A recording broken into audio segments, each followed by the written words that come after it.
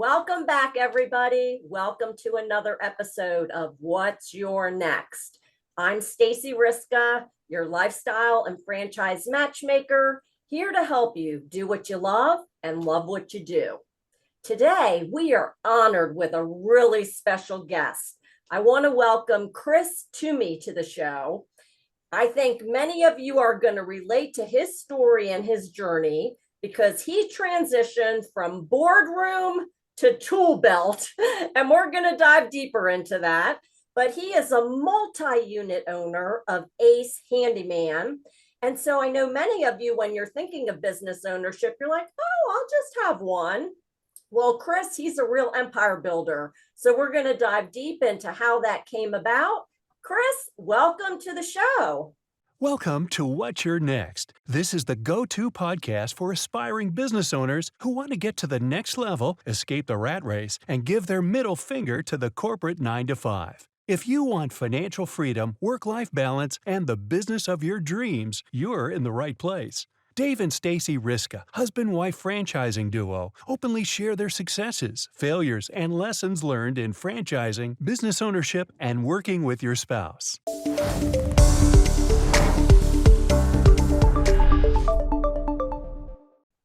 Hi, Stacey. Nice to be here. Absolutely. Thrilled that you're with us today. I love diving deep into how people get into franchising because from my experience, nobody wakes up and says, hey, today I want to buy a franchise. So share with my audience your journey. What were you doing before? What got you into franchising, and what are you doing today? So I'd been a senior executive in the chemical industry for about over 20 years, working for one of the largest European-owned chemical companies. And I'd reached a level where I was basically capped out where I was, given the nature of the company and the way the succession plans within the company worked. That, along with some personal, family decisions that we made about moving or not moving again and that type of thing, sort of led us to a conversation with the corporation that I worked with that said, hey, maybe it's time. And so, from that standpoint, we had a very good sort of mutual agreement to separate, and it was very amicable. But there also was, of course, that question of, well, what's next? And as I started looking, I was at a high enough level in the company. I was running an operating division that was about $1.5 billion. I was at a high enough level that I really didn't necessarily want to go work for somebody else. I really wanted to be able to sort of set the tone and in a way run my own show. I don't mean that to sound egotistical, but I'd worked for somebody else at very high levels, and at some point I wanted to take the training wheels off and give it a try myself. And so I started looking around at what the options were. And here where I live, which is in southeastern Michigan, a lot of the businesses that are available for sale that I would have potentially bought are tied to the automotive industry. And I had worked with the automotive industry. That wasn't a direction that I really wanted to go. So then I started looking at other ownership options, and it just fell into franchising. And then once I looked into franchising, you start saying, well, where do my skill sets match up with what the franchises have to offer? What does my lifestyle requirements and my work expectations, how do they match up with what the various franchise types have to offer? And I started basically through process of elimination, getting myself down into home services. And then once I got into home services, really it was just, finding a good match for my skill sets, the operating model that the franchise itself offered. Frankly, kind of where does this sort of hit the psychic benefits of, working in the community, being able to sort of feel like you're giving back and really positively contributing into the communities that I work with. And I came across ACE amongst others. And at the end of the day, it was a business model that really fit with what I thought I could do. I'm not a handy person myself. It's amazing, So, but yet I'm a hands-on owner. And so I needed to have a model that allowed me to be a hands-on owner, without, having to, run the saw or turn the wrenches and that kind of thing. And with the ACE name behind us, of course, you have a respected brand, and one with a very high and positive name recognition that really helped along the way. So the package that ACE as a franchise offered to me, when I was a prospective, was really very, very good. Oh, congratulations. What an amazing journey. And I want to dive deeper into it. But when you took that leap of faith and moved forward with ACE Handyman, did you just do it with one unit, or did you go in with multiple territories? Yeah. So the franchise is structured around zip code based territories. Okay. And so, basically you're looking at acquiring a certain population that matches to a zip code matrix. And when I started with two territories, the way ACE Handyman Services calls it, but I was serving them both out of one physical office. And then I very quickly expanded. It had always been my plan to expand, and to sort of stack up the territories and the franchises. And once I got my feet under myself, and we got operating, and I saw, how the model, how the model could be effective. That's when, I started expanding. Okay. So let's go back then. Let's go back to the boardroom. You're in corporate America, and you shared a little bit about how you knew it was time for you to leave. Many in my audience are in the same situation. They're in corporate America, they're burnout, they're unhappy, they just want to give the middle finger. They're saying, you know what, if I'm going to work this hard, I'm going to do it for myself, not somebody else. But yet they are scared to death to take that leap of faith. Talk a little bit about your mindset. What was going on with you that made you determine that, you know what, it's time for me to make a change? Yeah. So first thing I would say to anybody who's anticipating is, if I did this 10 years too late. Okay. Right. Honestly, it's not that I didn't enjoy the job that I had. I did. I really did, and I felt fulfillment and success, both in the work and the performance that we had, but also in the people that I was working with. But had I had it to do all over again, knowing what I know now, I would have done this much, much earlier. So that being said, so I left the corporate world in September, October of 2021. And part of my job, so the responsibilities that I had was for the Western Hemisphere for this operating division. And we had manufacturing facilities from Canada to Argentina, and about, I want to say about 3,000 employees between manufacturing, sales, and technical. Really, I spent the years of 2000 and 2021, or sorry, 2020 and 2021, shepherding the business through COVID, where somehow we're having to run a business. This one was considered critical because it was serving the automotive industry, and yet a good portion of our people weren't allowed to go to the office, and dealing with all of the dynamics that were associated with that. I had traveled about 70% of the time. Part of my role was global. And so being a European headquartered company and an executive at the level that I was, you're traveling to Europe quite a bit. I had South American responsibility. I would travel to Asia for part of my global responsibility. So I traveled a lot. I had moved my family 5 times before we ended up here in southeastern Michigan. And we just, I sat down with my wife and, sort of once COVID started wrapping up, and started coming to an end, and said, look, the company normally moves executives every 4 to 5 years. This is year 7. We know that when all is said and done with COVID, it's going to be time for me to go somewhere. And in the company would have meant another move. And so I just had a daughter going into freshman year of high school. And with my wife, we just said, we've really found a home where we are. We've moved enough.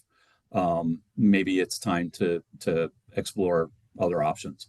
And that's really how we got there. It wasn't anything negative about the company that I was with. It's an outstanding company with great people. And I really love the people that I work with. And I actually just went to retirement dinner, one of them last night. Um, but it was clearly time that I was going to move on some way, shape, or form. And I decided to just take it in my own hands rather than have the company dictate it to me. That is the perfect way to say it, right? You knew that there was change coming. It might not impact you so positively. So you were going to take the reins and determine what that outcome would be. And so you did take the leap. And now you're a business owner. What a change from a corporate exec to a business owner. I'm curious about the mindset. Like, what is it like? Is it the same? Is it different? What do you do now as a business owner? So, well, everything. The simple answer is kind of everything except turn a wrench. Right. Um, Okay.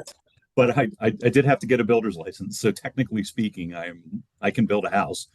I'm not sure anybody would want me personally to do that, but I've got a great team that can. Um, but no, it's funny because when I talk to people about this, what I say is, I got so much great experience at running an enterprise in the corporate world. And I had between me and the shop floor, literally the shop floor, we had about 8 layers within the company, right? Um, that prepared me well on the strategic side. It prepared me well on the long-term planning side. I know financials inside and out. I know cash management inside and out. All that. I was completely unprepared for what franchise ownership would bring.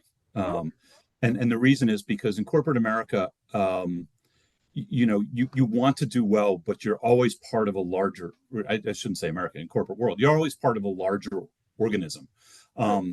The organism is built to be able to withstand any individual,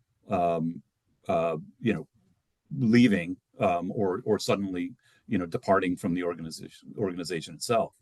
And so while you have your own personal relationships and you have your own personal successes and failures there, it's nowhere near as personal as when you're running your own business. Everything when you're running your own business is a reflection of, at the end of the day, your leadership, your choices. I mean, I hired every single person that works here. Within the framework of the franchise systems and processes that we're given, I have a lot of choices to make about how we go to market, what we will do, won't do, the customers we will serve and won't serve, the training and how we expect our people to interact with our customers, all that. So the wins and the losses and the emotional baggage that comes with the hands-on running of a small business, that I really wasn't prepared for, honestly. And it took quite an adjustment. It is a big change, but kudos to you, because although you were the CEO, you didn't wear what I call the chief everything officer hat, because you can't physically do it all. But what's so impressive about your story is you literally had never turned a screwdriver, maybe not never, but it's not your background. You weren't doing that in corporate America, yet you chose a business where that's its key core competency. So home services, it's a great category, but there's so many opportunities under that umbrella. Talk about the process you went through and why you decided to go with ACE, because it's a well-known brand. Was that factored in, or kind of go through your decision criteria? Yeah, sure. I mean, once I narrowed it down to home services, even within home services, there's painting, there's plumbing, Right. There's different subcategories within every sort of general franchise category. And what I started doing is looking at, how much competition was there in each of these areas, and particularly within the geographic area that I'm in. How many of these franchises operated, how heavy was the competition, both with national franchise types, but also with larger, well-run independents in the local side. And really, was there a need here that I felt needed to be filled that wasn't being filled at the moment? Frankly, the handyman space just jumped out. There's lots and lots of painting companies. There's lots and lots of electrical companies and plumbing companies and that kind of thing. Some are great. Some are very big. Some are franchised. Some are not great. But there's a lot of competition in the space. In the handyman space, what I found constantly when I was talking to people going through the process was that they couldn't find reliable, professional, high quality people who can come and take care of that to-do list. Yes. They would call they'd have a couple pieces of siding that blew off their house. They'd call a siding company who wouldn't want to touch them with a 10-foot pole because it was too small. But they would get ghosted by the individuals, that they tried to call. They'd call 17 people and no one picked up the phone. We literally had a customer, I don't know, probably a couple of years ago now, who we were the 17th one he called and we were the first one to pick up. So he went with us. Like, okay, well, that's great. So I really found that there was a niche to fill here in this handyman space. And I think the strategy that ACE followed in getting into the ACE Handyman Services business, focusing on the fact that the demographics are really working in favor of outsourcing, the to-do list, the home maintenance and repair activities, really does play into this business. It's from a business analysis standpoint, it was attractive. From a personal standpoint, then it also is, this is working in the homes of our neighbors and our in our neighborhoods, and there's something, and I think home services generally fit that niche, which is why I was attracted to it as well. But there's nothing like when you get a call from a 70 or 80-year-old single woman who's desperately trying to find someone that they can trust to come take care of these things that their husband used to be able to do and they can't. They're not there to do it anymore. Those, first of all, they're beautiful people. And second of all, those are some of the most rewarding, things that we can do is when you hear them with the almost like the overt sigh of relief that they found somebody that they feel like they could trust. And that's where the ACE name, also really does come into play because it's almost got an automatic trust factor to it. Yeah. It is well known and desperately needed. I can get it, calling 17 people or businesses to find a reliable handyman. Yep. And the added benefit, you're not going to get replaced by AI. It's it's funny because I have three kids out in the workforce right now, and we're having those discussions. Like, this is an industry in home services generally, but building and repair and all that, which it's really needed and it's going to remain needed. And we need more people in this industry. So I hope it becomes more and more attractive. Yeah, you're in a great niche and a great space. So I'm curious because I talk to a lot of candidates who are transitioning from corporate life and they're open to looking at franchises, but I think the sexy factor comes into play. And so, they want a business they can brag to their friends about, or it's going to make passion, fills the heart. Mm-hmm. Handyman Services does not come to mind. Like, are you going to be excited to go to the cocktail party and tell your buddies, hey, I'm turning wrenches now? But, did you go through any mindset crap like that? It's funny that you bring that up because there certainly was a period of time where, people would ask what I do. And, I would say, well, I own a franchise. Okay. Or I own a series of franchises, as opposed to saying, well, I run a handyman business. That was me and my own hang up, frankly, about it, because at the end of the day, anybody who knows anything understands the challenges and the rewards and the pitfalls of private business ownership. And I have to tell you, I have so much more respect for, the private restaurateur, the person who opened up that single workout place that, in the strip mall, whatever the case may be.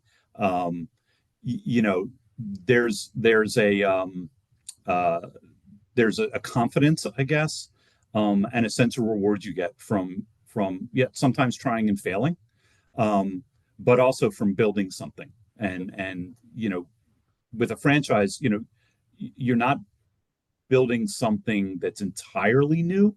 You're given a bit of a roadmap, but at the end of the day, it's on you to execute that, and it's on you to make it live. And so I can look back here 4 years later, and I can say, I've built something. It's still nowhere near finished building, but I don't have to apologize to anybody for what I do or the industry that I'm in. I'm very, very proud of what I do in this team. It's obviously working for you because you've gone from 1 to 4. So let's talk about the scalability of the business. You must have started with 1. What operational lessons did you learn, or what would you share with people who might consider going in a multi-unit situation? What did that journey look like for you, and or challenges you may have encountered along the way? Yeah. So in a way, I backed into my growth plans, because at the end of the day, I was making pretty decent money. I was making pretty good money as an executive. From a financial standpoint, there was really very little incentive for me to do what I did. To other than that, I had enough of a nest egg that I could take the risk and survive for a few years, if things really went upside down. But that being said, so I had to sort of back into it from a financial standpoint when I started doing the P&L, the pro forma P&Ls and running the analysis. You're looking at, okay, what's it reasonable based on sort of low, medium, high projections for any individual territory to earn. And then you do your due diligence and you sort of test that scenario and say, hey, how realistic is this when you're doing, your interviews with other franchise owners and that type of thing. And so, I knew from my own financial analysis that 1 territory or 2 territories weren't going to provide the income replacement at the level that I wanted, to sort of keep things rolling. That being said, I also, one of the things I did pull out of the corporate world is I clearly understand the value of economies of scale, and efficient, and the efficiencies that you get by reaching by reaching that level, whatever the right level of scale is. And so part of my growth plan was to get to scale, sort of the first tier of that efficiency scale, as quickly as I could. And so part of that was organic growth, part of that was acquisition. And so that's really why I ended up, growing as fast as I did. And then, on top of that, so I went from 2 territories out of 1 office to 4 territories out of 2 offices to 5 territories out of 3 offices to 7 territories out of 4 offices in the space of 3.5 years. Oh, wow. You are an empire builder. Well, what I can tell you is it became, when I opened that second office, it became clear right away that the economies of scale assumptions that I had made were true and were playing out. The break-even point of that second office was significantly lower than the first. You learn a lot. You learn a lot in your first year in running a franchise, for sure. I know a heck of a lot more about workers' compensation now than I ever wanted to know. As an example, but I mean, it's absolutely clear. In every office that I've opened, the break-even line on the office has continued to go down and down. And so, it's just, at the end of the day, there's an element of math here. If you run a good shop, if you mind your P's and Q's, if you manage with discipline, but not so hard that you're turning over your team all the time, you're more and more of that incremental additional dollar starts following to the bottom line. So we've absolutely seen that. So talk about the management mindset, because you came in, you weren't an owner operator, meaning you're going out chucking a truck, doing the work yourself. You started with a team. I like your mindset, and you grew and scaled from there. But that involves people. You're in the people business. So Yeah. how do you manage that internally? Yeah, it is by far the single hardest part of this job.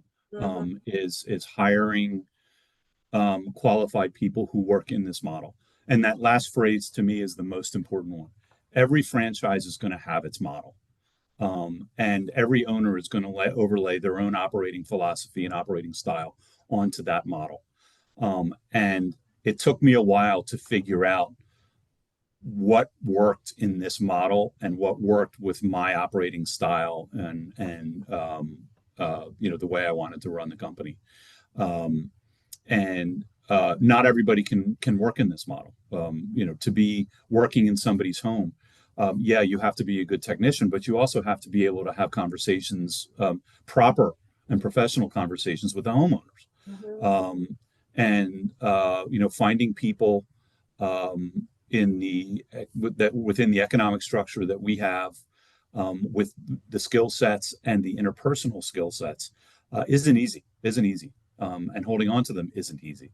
And so, yeah, that's you're right. This is a people-driven business for sure. We're not selling any, we're not producing and manufacturing anything really. Mhm. We're walking into people's homes and fixing stuff they need fixed. Um, and so the people part of this has been and continues to be by far the biggest challenge. How big is your team now? So I've got one, two, three, four, five working in the office, and I've got between the four territories, 4, 8, 9, 15. So Wow. 20 total. Congrats. Yeah, Very nice team. I know. Yeah, if I get larger than 25, then all sorts of new regulations kick in that I have to So gotta be careful there. now you're growing intentionally. Yes. Yeah, yeah, that's right. But you do, this is the fun thing about business ownership, and especially within the franchise, that ACE Handyman Services is. Um, there's really an awfully wide latitude for us to play here. Um, and so, there is the handyman space. It's the small, mid-size home repair, maintenance, installation type work, that to-do list that everybody has that they need to take care of that somehow never gets to done. Um, but there's additional things. There's bathroom refreshes and remodels. There's other, let's call it adjacent and complementary work, that fits still within this model. Because at the end, I've got a builder's license. I can actually do pretty much anything in the house, as long as it's not plumbing or electrical. Well, in the state of Michigan. Um, so, uh, that's really the next step here, is how do you optimize, the specific niche that was then defined as a handyman niche, right? Mhm. Um, and then how do you grow and develop additional um, um, revenue opportunities around that? And that's, now 4 years in, this is where the business acumen, if you want to call it that, this is where the business knowledge that I got running larger business starts to come into play, much more so than it did in the first few years. Interesting. Yeah. Interesting. Well, you've done a fantastic job of, transitioning out, building, growing, scaling a business. You mentioned that an important facet for you was lifestyle. And Yeah. you mentioned your family as well. I can tell it's important to you. How did your family, or is your family involved in this business with you at all? And talk about the lifestyle that hopefully you've been achieving from owning this business. Yeah. So, there's always sort of the before and after, right? Yeah. The before was, the traveling 70% of the time, dealing, being, time zone challenged, because a lot of it was time zone skipping, and coming back late on Friday nights or having to leave Sundays sometimes and that sort of thing, but not being home, for significant chunks of the month, kind of thing, Mhm. especially during the work week, right? It's part and parcel of what you accept when you take on an executive role in large companies. You're expected to be present at different places, whether it's internally or externally. Um, Going into the franchise side, especially one that is based on local services, um, I probably am working harder now, in terms of just the number of hours that I'm putting in, actual work hours as opposed to travel, that kind of thing. I'm Yeah. probably working harder now, than I did. And maybe it's bad to say, but 55, you do what you have to do, and you do what Yeah. you need to do to run the business. And so, you know, 50 to 60 hour weeks, okay, it's kind of okay. It is what it is. But I get into the office at 7:30 in the morning and I leave the office at 5. I have flexibility. I've built a team that's capable of running if I need to go and do something. So, just a simple example.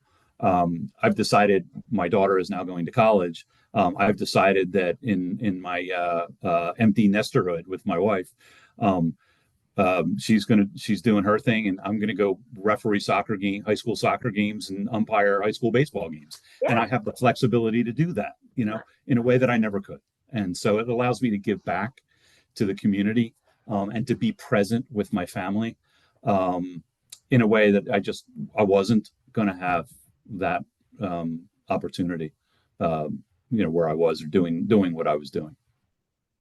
Well, you're also building a very sellable asset. So it doesn't seem you're quite ready to sit on the couch eating bonbons, but I envision that when that time comes, you're going to have something nice to sell. You hope so. You hope so. That's no one should enter into the first couple years of any business thinking that it's going to be an easy ride and they're going to strike it rich and all this money is just going to come rolling in. That's just not the way it works. You make you make an investment of some sort. In some cases, it's very significant. In some cases, it's not as significant, but you do make an investment. And developing the cash flow out of the business, to pay the bills is the first thing. Um, Developing enough cash flow out of the business to pay yourself, is the second thing. And along the way, you need to pay off the debt that you took on, to fund the business to start with. Right. And it takes a while to do all that. So, you hope that you're building equity in the business and you're building value in the business, as you go along. So, yeah, any of your listeners, I never, I'll always take the call. But yeah, I'm looking forward to creating something, even bigger than it is now, and really having something of value that's going to attract, somebody when the time comes. Well, Chris, kudos to your success. I mean, thank you for your transparency and honesty. You've really shared your journey, where you were in corporate, while you traded it in for a tool belt, how you've built this amazing business. And it wasn't all sunshine, puppies, and rainbows and unicorns. So thank you for your transparency. But somehow I think you're not done yet. So I always like to end my interviews. I've got to ask, what's your next? Yeah. There's still a lot of room to grow organically in what I've had. I made my last office acquisition in December of last year, and I'm really at the stage now where I need to settle in and really grow these businesses, really maximize what I've got. But at the same time, I am starting to look at what are these adjacent revenue streams that can be created within the broader framework of ACE Handyman Services and the home service business generally. So I went from zero to, I'll be roughly $2 million this year in top line revenue. My goal is to double that in a couple of years, and so I'm going to have to do things slightly differently to get there. But that's really that next tier where you organizationally and structurally start having to change how you run things, because you just can't handle doing it the way you're doing it now. So yeah, I mean, that's the fun part of it, is always thinking about, hey, how can I grow? How can we do more? And at the same time, never forgetting I've got customers to satisfy and employees that I've got to, at the end of the day, make sure are able to put food on the table. Yeah, I admire your community drive. I can tell you care about the people in your community, the people even within your business itself, your employees. The culture that you've built translates into the communities you served, and no wonder you've been able to grow such a successful business as you have. I wish you continued success. I know many in my audience are going to be curious and going to want to follow you. How can they learn more about you and or get in touch with you? Yeah, so I'm out in LinkedIn. So you can always connect with me on LinkedIn. You can contact us through ACE Handyman Services website. I'm happy to field any questions. You know, I really part of what I've done within ACE Handyman Services is talk to prospective franchisees, about the business. And I try to be fair and but also positive. Certainly my experience has been very good. So I'm happy to talk with anybody about it and just reach out. I'm sort of out there. Wonderful. Thank you, Chris, for joining me and my audience today, sharing your journey and your success with ACE Handyman Services. I think somehow we're going to see you plastered on a successful magazine one day. Just remember us small guys. Yeah, well, And it's as you said, Handyman Services, you know who to reach out to.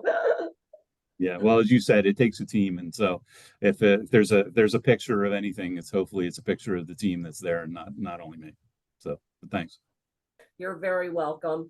Thank you, everybody, for joining us today on another episode of What's Your Next. We'll catch you next time. Bye-bye.